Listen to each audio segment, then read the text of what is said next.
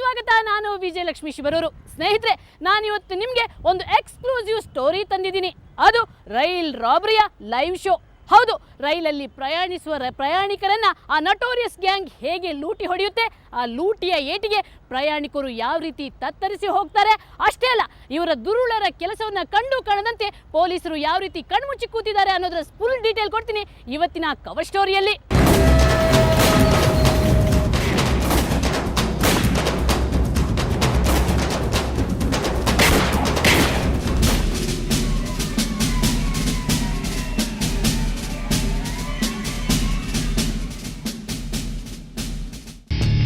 ಎಷ್ಟೊಂದು ಭಯಾನಕವಾಗಿದೆಯಲ್ಲ.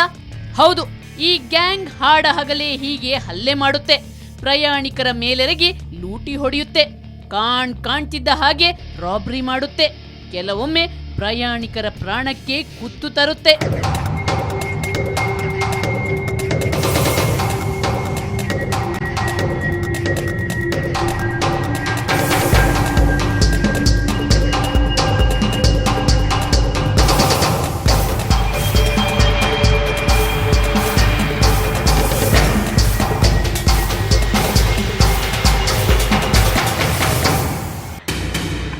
Rail robbery ದೂರದ ಉತ್ತರ ಪ್ರದೇಶದಲ್ಲೋ ಚಂಬಲ್ ಕಣಿವೆಯಲ್ಲೋ ನಡೆಯುತ್ತಿರುವ ಘಟನೆ ಅಂದ್ಕೊಂಡ್ರ ಖಂಡಿತ ಅಲ್ಲ.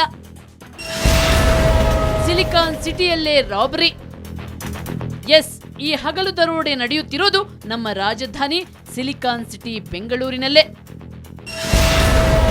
ಕವರ್ ಸ್ಟೋರಿಗೆ ದೂರು. ಈ ನಟೋರಿಯಸ್ ಗ್ಯಾಂಗ್ನ ದಾಳಿಗೆ ನಿತ್ಯ ನೂರಾರು ಮಂದಿ ತುತ್ತಾಗುತ್ತಿದ್ದಾರೆ. ಸಾವಿರಾರು ಮಂದಿ ಪರ್ಸ್, ಮೊಬೈಲ್, ಲ್ಯಾಪ್ಟಾಪ್, ಚಿನ್ನಾಭರಣ ಕಳ್ಕೊಂಡು ಕಂಗಾಲಾಗಿದ್ದಾರೆ. ಹೌದು ಮೇಡಮ್, ನಾನು ಬೆಂಗಳೂರಿಂದ ಅರಸೀಕೆರೆಗೆ ಎವ್ರಿ ವೀಕ್ ಒಂದ್ಸಲಿ ಓಡಾಡ್ತಾ ಇರ್ತೀನಿ. ನಾನು ಸಿಟಿ ಆಚೆ ಹೋಗೋ ಮುಂಚೆನೇ ಟ್ರೈನ್ಗೆ ಡೋರ್ ಹತ್ರ ನಿಂತಾಗ ಒಂದು 2-3 ಸಲ ನನಗೆ ಎಕ್ಸ್ಪೀರಿಯೆನ್ಸ್ ಆಗಿದೆ. ನನ್ನ ಪಕ್ಕ ಇರೋರಿಗೆ ಕಲ್ಲಿಂದ ಹೊಡೆದು ಮೊಬೈಲ್ ಕಿತ್ಕೊಂಡಿದ್ದಾರೆ. ತುಂಬ ಸಲ ಆಗಿದೆ, ತುಂಬ ಜನಕ್ಕೂ ಗಾಯನೂ ಆಗಿದೆ. ಇದು ನಾನು ರೈಲಲ್ಲಿ ಟ್ರಾವೆಲ್ ಮಾಡೋ ರೈಲ್ವೆ ಪೊಲೀಸಿಗೆ ನಾನೆಲ್ಲ ಹೇಳಿದ್ದೀನಿ, ಆದರೂ ಅದ್ರ ಬಗ್ಗೆ ಇನ್ನೂ ಇದಾಗಿಲ್ಲ. 2 ಸಲ ನನಗೆ ಎಕ್ಸ್ಪೀರಿಯೆನ್ಸ್ ಆಗಿದೆ. ಈ ತಿಂಗಳಲ್ಲಿ ನನಗೆ 2 ಸಲ ಎಕ್ಸ್ಪೀರಿಯೆನ್ಸ್ ಆಗಿದೆ.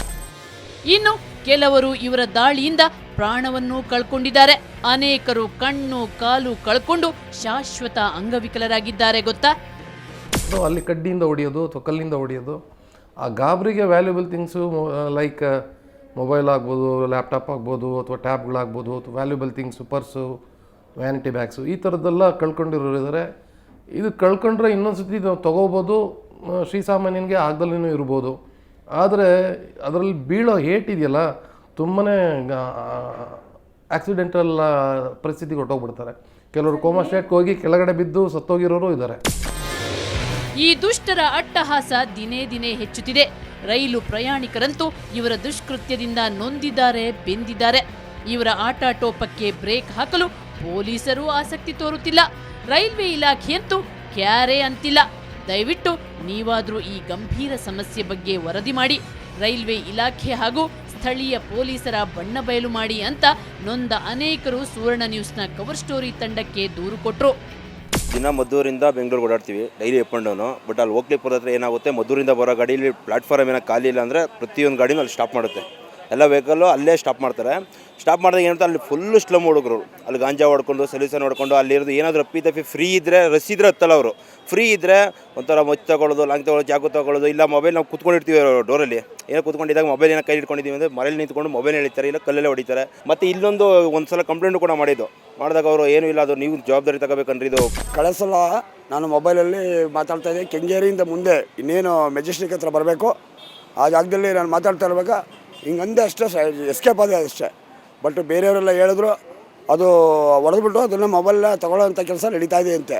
ದಯವಿಟ್ಟು ಇದು ನಾನು ಸುವರ್ಣ ಚಾನಲ್ ಮೂಲಕ ನಾವು ಹೇಳ್ತಾ ಇದ್ದೀವಿ, ಇದು ಈ ಕೂಡ ಅನಾಹುತ ಆಗಬಾರ್ದು. ನಾಳೆ ದಿವಸ ಇದನ್ನು ನಿಮ್ಮ ಚಾನಲ್ ಮೂಲಕ ಇಲ್ಲಿ ಎಲ್ಲ ಗ್ರಾಹಕರಿಗೆ, ಪ್ರಯಾಣಿಕರಿಗೆ ಒಳ್ಳೆಯದಾಗಲಿ ಅಂತ ನಾವು ಬಯಸ್ತಾ ಇದ್ದೀವಿ. ಇವರ ದೂರು ಅತ್ಯಂತ ಗಂಭೀರವಾದದ್ದು. ಯಾಕಂದ್ರೆ ಕೇಂದ್ರ ರೈಲ್ವೆ ಸಚಿವರ ರಾಜ್ಯದಲ್ಲೇ ರೈಲು ಪ್ರಯಾಣಿಕರಿಗೆ ರಕ್ಷಣೆ ಇಲ್ಲದಂತಾಗಿದೆ. ಈ ಸಮಸ್ಯೆಯನ್ನ ನಮ್ಮ ನಾಡಿನ ಜನತೆಗೆ ತಿಳಿಸಲೇಬೇಕು. ಸಂಬಂಧಪಟ್ಟ ಅಧಿಕಾರಿಗಳ ಕಣ್ತೆರೆಸಲೇಬೇಕು ಅಂತ ನಾವು ನಿರ್ಧರಿಸಿದೆವು. ನನ್ನ ಮೊಬೈಲ್ಗಳು ತುಂಬ ಕಳ್ತನ ಆಗ್ತಾ ಇದೆ. ಹತ್ಬೇಕಾದ್ರೂ ಸಹ ಪರ್ಸ್ಗಳು, ಮೊಬೈಲ್ಗಳು ಟ್ರೈನ್ ರಶ್ ಇದ್ದಾಗ ಹೊಡಿತಾ ಇರ್ತಾರೆ. ಹಾಗೆ ಆಮೇಲೆ ಪ್ಲಾಟ್ಫಾರ್ಮ್ ಬಂದಾಗ ಮೊಬೈಲ್ ಏನಾರು ಇದು ಕಿಟಕಿ ಪಕ್ಕ ಕೂತ್ಕೊಂಡ್ರೆ ಸಾಕು, ಮೊಬೈಲ್ ಕೈ ಹಿಡ್ಕೊಂಡು ಮೊಬೈಲ್ ತೊಗೊಂಡು ಹೋಗ್ತಾರೆ. ಆಮೇಲೆ ಓಕ್ಲಿಪುರಂ ಆ ಥರ ಒಂದು ಸ್ವಲ್ಪ ಟ್ರೈನ್ ಸ್ಟಾಪ್ ಆದರೆ ಸಾಕು, ಸ್ಲಮ್ ಏರಿಯಾಗಳು ಇಷ್ಟೊಂದು ಜನ ಕಂಪ್ಲೇಂಟ್ ಕೊಟ್ಟರು ಏನು ರೆಸ್ಪಾನ್ಸ್ ಮಾಡ್ತಾ ಇಲ್ಲ ಅವರು. ಇವನ್ ಪ್ಲಾಟ್ಫಾರ್ಮಲ್ಲಿ ಕೂಡ ಎಷ್ಟೋ ಮೊಬೈಲ್ಗಳು ಕಳ್ತನ ಆಗ್ತವೆ. ಮೊಬೈಲು, ಪರ್ಸ್ಗಳು ರಶ್ ಹತ್ಬೇಕಾರಂತೂ ಟ್ರೈನಲ್ಲಂತೂ ಮೊಬೈಲ್ ಸಿಕ್ಕಾಬಟ್ಟೆ ಹೋಗ್ತಾ ಇದೆ. ನಾವು ಕಾರ್ಯಾಚರಣೆಗೆ ಇಳಿಯುವ ಮುನ್ನ ಈ ಗ್ಯಾಂಗ್ ಬಗ್ಗೆ ಮಾಹಿತಿ ಸಂಗ್ರಹಿಸಲು ಪ್ರಾರಂಭಿಸಿದ್ವಿ. ಈ ದರೋಡೆಕೋರರ ತಂಡ ಹೇಗೆ ಕಾರ್ಯನಿರ್ವಹಿಸುತ್ತೆ, ಎಲ್ಲಿ ಕಾರ್ಯನಿರ್ವಹಿಸುತ್ತೆ, ಯಾರನ್ನ ಟಾರ್ಗೆಟ್ ಮಾಡುತ್ತೆ, ಇವರ ದಾಳಿಯ ರೂಪುರೇಷೆಗಳು ಹೇಗಿರ್ತವೆ ಅನ್ನೋದನ್ನ ತಿಳ್ಕೊಂಡ್ವಿ.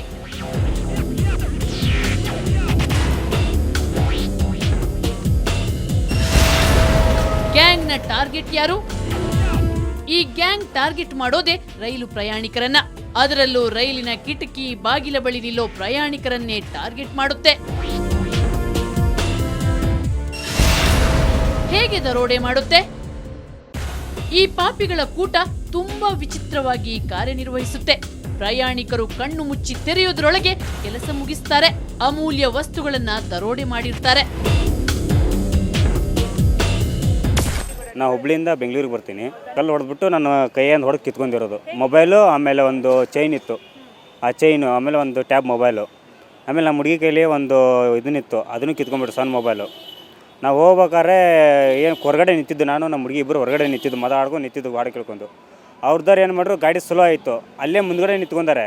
ನಾವು ಸ್ವಲ್ಪ ಒಳಗಡೆ ಸರಿದು ಸರಿಬೇಕಾದ್ರೆ ಏನು ಮಾಡಿ ದಿಢೀರ್ನ ಬಂದವ್ರು ಏನು ಮಾಡೋದು ಮೇಡಮ್, ನಾನು ಕಲ್ಲೇ ಹೊಡೆದ್ಬಿಟ್ಟು ನನ್ನ ಕೊಳ್ಳಿನ ಚೈನು, ಆಮೇಲೆ ನಂದೊಂದು ಟ್ಯಾಬು, ನಮ್ಮ ಹುಡುಗಿದ ಮೊಬೈಲು, ಇಬ್ಬರು ಜನ ಕಿತ್ಕೊಂಡು ಓಡಿ ಹೋಗ್ಬಿಟ್ರು. ಕಾರ್ಯಕೇಂದ್ರಗಳಾವು. ಈ ಗ್ಯಾಂಗ್ ಮುಖ್ಯವಾಗಿ ರೈಲ್ವೆ ಸಿಗ್ನಲ್ಗಳಲ್ಲೇ ತನ್ನ ಕೈಚಳಕ ತೋರುತ್ತೆ. ಅದರಲ್ಲೂ ಮುಖ್ಯವಾಗಿ ಬೆಂಗಳೂರಿನ Okalipuram, Bapuji Nagar, Nayandahalli, RPC layout, Binny mill, Yeshwanthpur, ಕೆಂಗೇರಿಯಲ್ಲಿ ಈ ಖದೀಮರ ಗ್ಯಾಂಗ್ ಹಠಾತ್ತನೆ ಹಲ್ಲೆ ಮಾಡಿ ಲೂಟಿ ಹೊಡೆಯುತ್ತೆ. ಇನ್ನು ತುಮಕೂರು, ಅರಸೀಕೆರೆ, ರಾಮನಗರ ಮುಂತಾದ ಕಡೆಯೂ ಆಗೊಮ್ಮೆ ಈಗೊಮ್ಮೆ ಈ ಖತರ್ನಾಕ್ ಗ್ಯಾಂಗ್ ಪ್ರಯಾಣಿಕರ ಮೇಲೆರಗುತ್ತೆ. ದರೋಡೆಯಲ್ಲಿ ಪಳಗಿರೋ ಈ ಖತರ್ನಾಕ್ ಗ್ಯಾಂಗ್ ಅದು ಹೇಗೆ ದಾಳಿ ಮಾಡುತ್ತೆ ಅನ್ನೋದನ್ನ ಲೈವ್ ಆಗಿ ಸೆರೆ ಹಿಡಿಬೇಕು ಅಂತ ನಿರ್ಧರಿಸಿ ನಾವು ರಹಸ್ಯ ಕಾರ್ಯಾಚರಣೆ ಪ್ರಾರಂಭಿಸಿದ್ವಿ.